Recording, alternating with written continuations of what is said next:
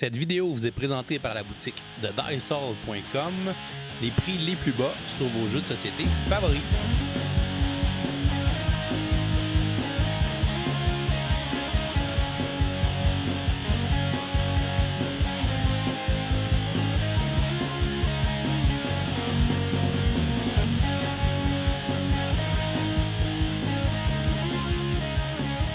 Salut les gamers, bienvenue à Passeur Board Game, je m'appelle David. Aujourd'hui pour notre 300e épisode de Board Game 101, je vais vous présenter un jeu qui me tient à cœur, un jeu qui m'a fait aimer les styles de jeu euro. Donc je vais vous présenter le jeu Lords of Waterdeep.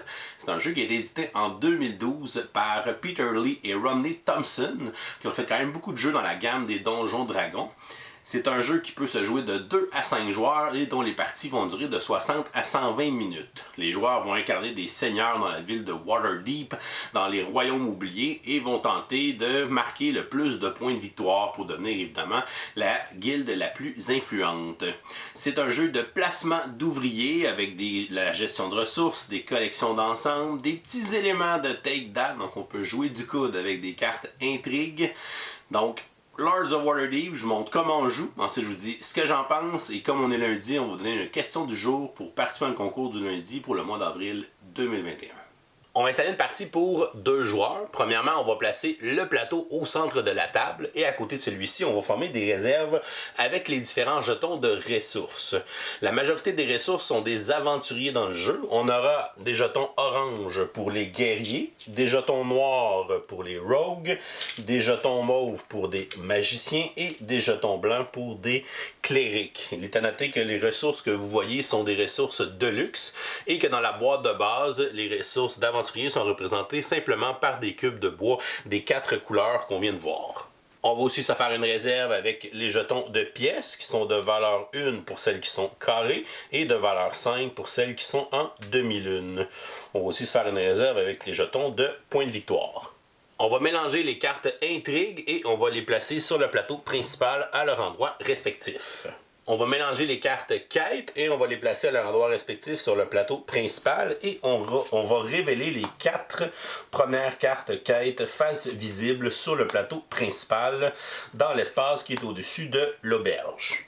On va mélanger les tuiles de bâtiment et on va les placer à leur endroit respectif sur le plateau principal et on va révéler face visible les 3 premières tuiles de bâtiment sur le plateau principal. À côté du plateau, on va aller placer les jetons de l'ambassadeur et du lieutenant, qui sont des jetons spéciaux que les joueurs peuvent gagner pendant la partie à l'aide de certains effets de jeu. Dans le bas du plateau principal, on retrouve la piste de décompte des rondes. Sur chacun des emplacements, on va aller placer 3 jetons de points de victoire empilés les uns sur les autres. Donc on va répéter le processus pour chacune des 8 cases du plateau qui va nous servir à dénombrer le nombre de rondes qu'il y aura pendant la partie. Chacun des joueurs va se choisir un plateau personnel qui va représenter l'auberge de sa faction. On va aussi prendre les pièces de sa couleur, donc les 5 agents, le marqueur de score, le marqueur de 100 points si jamais on vient à dépasser la piste de score du plateau principal, ainsi que les marqueurs de contrôle. Dans une partie à 2 joueurs, on va utiliser tous les pions d'agents, alors que si on joue à 3, 4 ou 5 joueurs, on n'utilisera pas les 5 pour chaque couleur.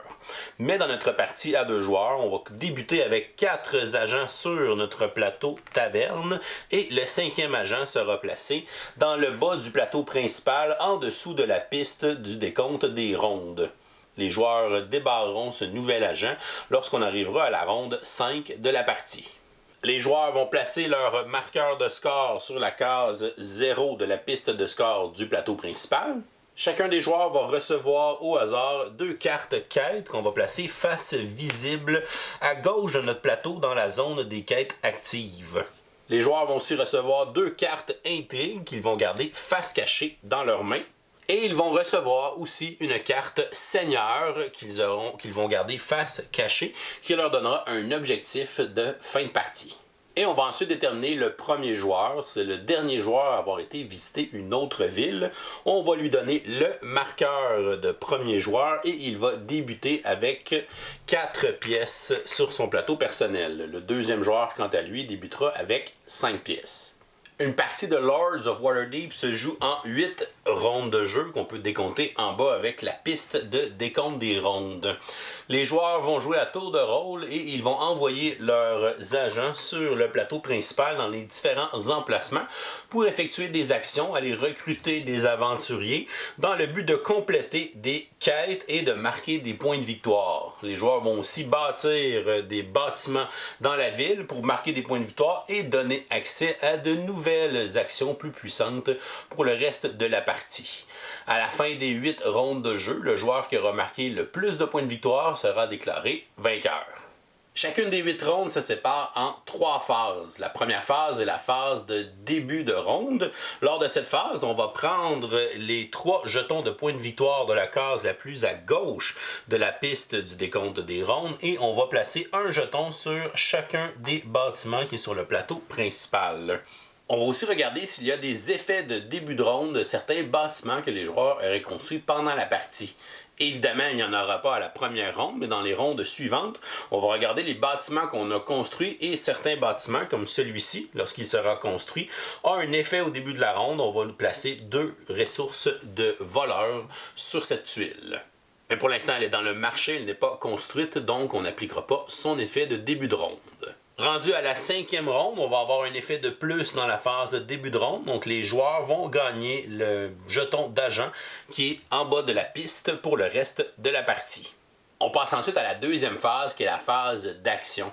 C'est dans cette phase que les joueurs vont jouer à tour de rôle en commençant par le premier joueur et qu'on va alterner les tours de jeu en allant placer un agent sur le plateau principal pour exécuter une action. Les joueurs vont continuer ainsi jusqu'à temps que tous les joueurs aient joué leurs agents. À ce moment-là, ils devront passer leur tour et lorsque tous les joueurs auront passé leur tour, cela mettra fin à la phase d'action. Au début de la partie, toutes les actions disponibles sont au centre du plateau principal. On retrouve différents emplacements où on peut aller placer des agents pour faire différentes actions. Au fur et à mesure que la partie va avancer, les joueurs vont construire des bâtiments sur les emplacements du côté et ces bâtiments vont donner accès à de nouveaux emplacements d'action que les joueurs pourront aussi aller prendre en y plaçant un agent. Pour placer un agent sur une case d'action, la case doit être libre, c'est-à-dire qu'il ne doit pas y avoir d'autres agents sur cette case. Regardons maintenant les effets des différentes actions de base du plateau principal. On peut placer un agent ici pour aller recruter 2 guerriers. On pourrait aller ici pour recruter 2 voleurs, ici pour recruter un cléric et ici pour recruter un magicien. On peut aussi aller ici pour avoir 4 pièces. Pour les actions qui se trouvent à l'auberge, on retrouve 3 cases d'actions qui sont différentes et qui vont nous donner accès à des actions qui sont aussi différentes. Donc si par exemple, mon joueur rouge vient placer un agent ici, il va aller piocher une des 4 cartes quêtes qui est face visible sur le plateau, en plus de gagner 2 pièces. Donc il pourrait choisir cette quête qu'il va placer à côté de son plateau personnel et ensuite on va piocher une nouvelle quête pour remplacer celle qui a été prise. Le joueur bleu par la suite pour aller au 2e emplacement qui lui va nous donner accès à une carte quête aussi. Donc on va choisir une des 4 disponibles. Je vais prendre celle-ci. Et je vais aussi aller piocher une carte intrigue dans le bas du plateau. Et je vais l'ajouter à ma main de carte intrigue. On va ensuite révéler une nouvelle quête pour remplacer celle qu'on a choisie. Et finalement, la 3e action disponible à l'auberge, lorsqu'on prend cette action, on va aller défausser les cartes quêtes qui sont visibles sur le plateau. On va les placer dans la défausse juste à côté. On va révéler 4 nouvelles cartes quêtes face visible sur le plateau. Et le joueur pourra choisir une des 4 disponibles. Je pourrais prendre celle-ci. Et ensuite, on va en révéler une à la fin de son tour pour la placer sur le plateau principal. Il n'y a pas de limite de cartes quêtes et de cartes intrigues que les joueurs peuvent avoir. On peut aller exécuter une action qui va nous permettre de devenir le premier joueur. Donc si je fais faire cette action, je vais prendre le jeton premier joueur au joueur qui en a la possession et je vais le placer sur mon plateau personnel.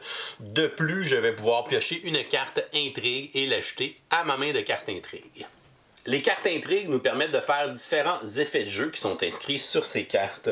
Pour les jouer, les joueurs doivent aller sur l'emplacement d'action qui se trouve sur les quais. Il y a 3 cases disponibles. Lorsqu'on va placer un agent, on va toujours le placer sur la case dont le chiffre est le plus petit. Donc le joueur bleu pourrait prendre la case numéro 1, ce qui va lui permettre de jouer une carte intrigue de sa main et d'appliquer l'effet de sa carte. À son tour, le joueur rouge pourrait aussi placer un agent sur la case du quai. Il va prendre la case numéro 2 et il va lui aussi jouer une carte intrigue de sa main pour appliquer son effet. Il existe 3 types de cartes intrigues. On a tout d'abord les cartes utilitaires qui vont nous permettre de gagner des choses, généralement de gagner des ressources. Donc, par exemple, la carte ici, Crime Wave, nous permet de prendre 2 ressources de voleur de la réserve générale et de choisir un adversaire qui lui aussi va gagner une ressource de voleur. Il y a ensuite les cartes d'attaque qui vont nous permettre évidemment d'attaquer les autres joueurs, de leur faire perdre des ressources. Donc si je joue la carte ici Arcane Mistshape, on va faire défausser à chacun de nos adversaires une ressource de magicien. Et si des joueurs ne sont pas capables, parce qu'ils n'ont pas de ressources de magicien, à ce moment-là, pour chacun de ces joueurs, on va piocher une carte intrigue. Et finalement, il y a les quêtes obligatoires. Donc, lorsqu'on va jouer une carte intrigue de quête obligatoire, on va choisir un adversaire, on va prendre la carte de quête obligatoire et on va aller la placer devant un adversaire qui devra obligatoirement finir cette quête avant de pouvoir faire n'importe quelle autre quête qu'il a dans sa zone active. Les joueurs peuvent aller construire des bâtiments avec cet emplacement d'action. Ils ont accès aux 3 bâtiments qui sont face visibles sur le plateau principal. Pour les construire, on doit payer le coût en pièces. Donc ici, si je veux bâtir celui-ci, ça me coûte 3 pièces. Je vais donc payer ceci de ma réserve personnelle. Je vais prendre la tuile et je vais la placer dans un emplacement libre sur les côtés du plateau. S'il y a des jetons de points de victoire sur la tuile, on va les prendre et les placer dans notre zone de jeu. Et on va ensuite placer un marqueur de contrôle à notre couleur dans le bas de la tuile bâtiment pour dire que le bâtiment appartient au joueur bleu. Et à la fin de son tour, on va révéler une nouvelle tuile de bâtiment dans l'emplacement libre. Lorsque de nouveaux bâtiments sont construits autour du plateau, cela donne accès à de nouvelles actions pour tous les joueurs. Donc, si le joueur rouge, à son tour, décide d'aller placer un agent sur la nouvelle action qui a été construite au dernier tour, il va exécuter l'action. Il va donc gagner 2 pièces et il va gagner une ressource de son choix, donc soit des guerriers, des voleurs, un magicien ou un cléric. Et ensuite, on va appliquer l'effet du propriétaire. Donc, quand un autre joueur que le propriétaire vient faire l'action, le propriétaire va gagner le bonus qui est écrit en bas de la tuile. Donc ici, le bonus du propriétaire, c'est de marquer 2 points de victoire. Donc le joueur bleu va marquer 2 points de victoire. Il peut avancer de 2 sur la piste ou bien prendre 2 jetons de points de victoire. En plus d'assigner un agent à son tour de jeu, un joueur peut compléter une quête par tour de jeu. Les quêtes sont la façon principale de marquer des points de victoire. Pour pouvoir compléter une quête, on doit obtenir les ressources qui sont demandées dans le haut. Par exemple, cette quête me demande d'avoir un cléric, un guerrier et 2 magiciens, alors que ma quête en bas me demande ici 2 magiciens et un cléric. Lorsqu'on va avoir les ressources demandées, on va les défausser et on va compléter la quête et gagner la récompense qui est écrite dans le bas de la carte. Celle-ci me donnerait 13 points de victoire et me permettrait de piocher une carte intrigue, alors que celle-ci me donnerait 8 points de victoire. Il y a aussi une catégorie de quêtes différentes qui sont les plot quests, comme celle-ci qui est inscrite en bas de la carte. Ce sont des quêtes qui vont nous donner un pouvoir passif pour le reste de la partie. Donc si par exemple, je défaussais les ressources nécessaires pour cette quête, donc 2 magiciens ainsi qu'un cléric, je vais marquer les 8 points de victoire, je vais donc avancer de 8 sur la piste de score, et je vais placer cette quête dans la zone des quêtes de les plot quests, à côté de mon plateau principal à droite, pour me rappeler son pouvoir passif, qui est de me faire marquer 2 points de victoire à chaque fois que je vais compléter une quête arcane. Donc les quêtes ont des catégories qui sont associées avec des couleurs ainsi que des titres. Donc ici c'est une quête arcane, celle-ci aussi. Donc quand je vais la compléter, je vais pouvoir activer mon pouvoir passif de marquer 2 points supplémentaires. Il faut bien planifier ces choses puisqu'un joueur peut compléter maximum une seule quête à chacun de ses tours de jeu. Lorsqu'on réussit à compléter des quêtes normales, on va simplement les placer face cachée dans le bas de notre plateau taverne et à la fin de la partie, on pourra regarder avec notre carte de seigneur les points bonus qu'on va marquer selon les catégories de quêtes qu'on a accomplies pendant la partie. Pour les quêtes obligatoires qu'on peut se faire mettre devant soi par les autres joueurs lorsqu'ils vont jouer ces cartes intrigues, lorsqu'on va la compléter avec les ressources qui sont demandées dessus, on va gagner les points de victoire qui sont écrits sur cette quête, mais lorsqu'elle est complétée, elle sera placée dans la défausse des cartes intrigues, elle n'ira pas dans nos cartes de quête complétées. Lorsque tous les joueurs ont assigné leurs agents dans des lieux de la cité de Waterdeep et qu'ils n'ont plus aucun agent sur leur plateau personnel, à ce moment-là, les joueurs vont passer leur tour et ce sera la fin de la phase d'action. On passe maintenant à la troisième phase, qui est la phase de réassignation des agents qui sont au quai. Donc les agents qu'on a joués au quai pour pouvoir jouer des cartes intrigues seront réassignés dans d'autres lieux de la ville. On va les réassigner en ordre de numéro, en commençant par le numéro 1. Donc le joueur bleu va pouvoir prendre son agent et le réassigner à n'importe quel endroit libre de la cité, qui n'est pas dans le port, évidemment. On ne peut pas retourner ici et faire des actions indéfiniment.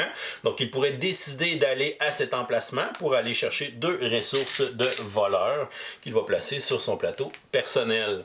On va ensuite procéder à la réassignation du prochain agent, qui serait l'agent rouge ici au numéro 2. Donc le joueur rouge pourrait décider d'aller à cet emplacement pour pouvoir gagner 4 pièces. Et lorsqu'il n'y a plus aucun agent dans le port, à ce moment-là, ça va mettre fin à la ronde de jeu. Les joueurs vont pouvoir reprendre leurs agents du plateau principal et les replacer sur leur plateau personnel pour se préparer à la prochaine ronde de jeu. Et ensuite, on va tout simplement recommencer avec une nouvelle phase de début de ronde. On va placer les jetons sur les 3 bâtiments disponibles pour révéler le chiffre de la ronde qu'on va ensuite débuter. Et la partie va se continuer ainsi. On va jouer la deuxième ronde, la troisième, la quatrième, la cinquième, la sixième, la septième et la 8e ronde. À la fin de la 8e ronde, on va passer au décompte final des points. Les joueurs ont déjà marqué beaucoup de points pendant la partie, mais on va ajouter quelques éléments dans le décompte final. Premièrement, les joueurs vont révéler leur carte de seigneur et on va regarder l'objectif qui est souvent en fonction des types de quêtes qu'on a réussi à compléter pendant la partie. Ça peut être aussi le nombre de bâtiments qu'on a réussi à construire qui va nous donner des points bonus. Ici, pour ce seigneur, je vais marquer 4 points de victoire pour chaque quête arcane et piété que j'ai réussi à compléter pendant la partie. On va donc regarder dans toutes mes quêtes complétées. Donc ici, j'ai un total de 5 quêtes arcanes et piété, donc 4 points chacune. Ça fait un total de 20 points bonus qui m'amènerait à 85 points. De plus, chacun des aventuriers encore dans notre auberge va nous donner 1 point chacun. Donc j'ai 2 guerriers et 1 cléric. Je vais marquer 3 points. Et chaque 2 pièces restantes va nous donner 1 point. Donc j'ai 4 pièces. Je vais donc marquer 2 points pour un total de 90. Si jamais on avait une égalité, à ce moment-là, c'est le joueur qui a le plus d'or dans sa taverne qui va départager l'égalité. Si c'est encore l'égalité, à ce moment-là, ce sera une victoire partagée. Et voilà, c'est comme ça qu'on joue à Lords of Waterdeep. Je vous reviens avec mon opinion personnelle. Qu'est-ce que je pense de Lords of Waterdeep? Donc c'est un jeu qui a quand même une place spéciale dans mon cœur de gamer. C'est un des premiers jeux qui m'a fait aimer le style euro, placement d'ouvriers, gestion de ressources. J'avais essayé Agricola avant, j'ai joué quelques parties, mais j'avais pas tant que ça accroché. Donc c'est vraiment Lords of Waterdeep. C'est sûr que la thématique vient me chercher. À la base, je suis un joueur de jeux de rôle, donc j'ai joué à Donjons Dragons depuis que je suis très jeune. J'ai joué beaucoup dans mon adolescence, au début de l'âge adulte. Donc c'est sûr que c'est un univers que je connaissais déjà. Fait que ce petit côté-là m'attirait beaucoup. Puis à ce moment-là, ça m'a aidé à ouvrir cette porte d'entrée-là sur les jeux euro.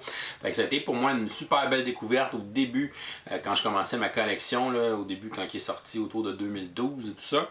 Donc en partant, c'est sûr que c'est un jeu qui a quand même sa place dans mon cœur de gamer pour ça. Donc c'est sûr que c'est un jeu que j'aime encore, que j'ai encore dans ma collection. La production est quand même très bien, on a même un insert pour tout ranger ça, mais c'est pas un jeu qu'il faut placer debout dans sa ludothèque, sinon tout tombe n'importe comment. Fait que c'est un jeu qu'il faut garder couché, bien rangé pour que tout reste à sa place. Donc la qualité est quand même bonne aussi, les tuiles sont très épaisses, les jetons, le carton, tout ça, c'est vraiment bien. Les agents sont vraiment très gros en bois. Les ressources, c'est des cubes dans le jeu de base, c'est correct, c'est très classique jeu euro. Vous avez vu que moi j'ai les D&D Meeple qui m'ont été donnés en cadeau de fête. C'est un beau cadeau de fête à faire à quelqu'un, donner des composantes de luxe pour un jeu qu'il aime particulièrement. Fait que notez ça pour Noël prochain ou pour les fêtes de vos amis gamers, c'est toujours un gros hit. C'est un jeu qui est ultra simple pour du placement d'ouvriers, donc j'hésite pas encore à l'utiliser comme jeu d'initiation pour justement le placement d'ouvriers, parce qu'il est facile à comprendre, l'iconographie est très simple à comprendre, tu as les cubes de différentes couleurs qui sont les ressources, tu as des pièces, tu as des points, donc tu fais des contrats qui sont les quêtes en fait. Fait que la dynamique, je ramasse des trucs, je complète ma quête, je gagne des choses, je gagne des points, donc c'est quelque chose qui est facile à concevoir comme concept général. Puis le fait justement que le plateau est très grand, très espacé, donc tout est bien facile à lire, donc c'est bien disposé. Fait que ça, c'est très intéressant. Ce que j'aime beaucoup dans le jeu-là, c'est que le jeu commence vraiment très simple, dans le sens que les actions de base sont vraiment simples, vraiment faciles à comprendre. Et qu'au fur et à mesure que la partie avance, à chaque ronde, généralement, quelqu'un va aller construire un bâtiment, parce que c'est quand même des actions qui peuvent être intéressantes, qui peuvent donner des points. Puis le fait d'être propriétaire d'un bâtiment, c'est intéressant aussi. Plus il y a de monde dans la partie, mieux c'est. Parce que les bâtiments qu'on construit, c'est des meilleures actions. Fait qu'on sait que les autres joueurs vont vouloir les utiliser. Et si on est propriétaire, ça nous donne un avantage à chaque fois que quelqu'un va venir activer notre bâtiment, à part nous-mêmes, évidemment. Fait que ça, c'est vraiment une dynamique intéressante, le fait de construire le plateau, d'ajouter des nouvelles actions qui sont meilleures. Et la dynamique de donner un bonus au propriétaire, je trouve ça super intéressant. Ça fait une belle interaction dans un jeu comme ça. Sinon, il se démarque quand même pour un jeu euro. Il y a quand même d'interaction, un peu de take that. Ça plaira peut-être pas à tout le monde qui tripe sur les jeux de gestion de ressources, justement. Puis c'est le petit côté qui vient un peu thématiser le jeu, parce que ça reste un jeu dans l'univers de Donjons Dragons. On sait les Donjons Dragons, tout ça, c'est très Ameritrash comme thème. Fait qu'on a ajouté ces petits éléments-là, je pense, pour faire coller le thème un peu mieux. Puis selon moi, ça fonctionne quand même bien. Fait que oui, les cartes intrigues, je peux attaquer un autre joueur, je peux y voler une ressource, je peux aller placer une quête pour l'obliger de faire cette quête de merde-là, au lieu de ces quêtes vraiment payantes. Donc ça peut vraiment être chiant de se faire attaquer avec ça, mais je trouve que ça rajoute un petit quelque chose à ce jeu-là, parce qu'il n'y a pas beaucoup de jeux euro qui vont avoir ce niveau d'interactivité-là entre les joueurs. Fait que justement, ceux qui jouent à des euros et sont comme, me semble qu'il manque un petit quelque chose pour interagir avec les autres, ben celui-là, il l'avait. Fait que pour un jeu de 2012, avoir amené cette twist-là, c'était quand même assez innovateur dans le genre. Le visuel du jeu est quand même bien, c'est assez classique, c'est vraiment des images qu'on pourrait retrouver dans n'importe quel livre de jeu de rôle par exemple, donc c'est vraiment des visuels qu'on a repris tout ça. Les noms des quêtes et tout ça, c'est sûr qu'ils sont des familiers avec l'univers de Forgotten Realm ou la ville de Waterdeep.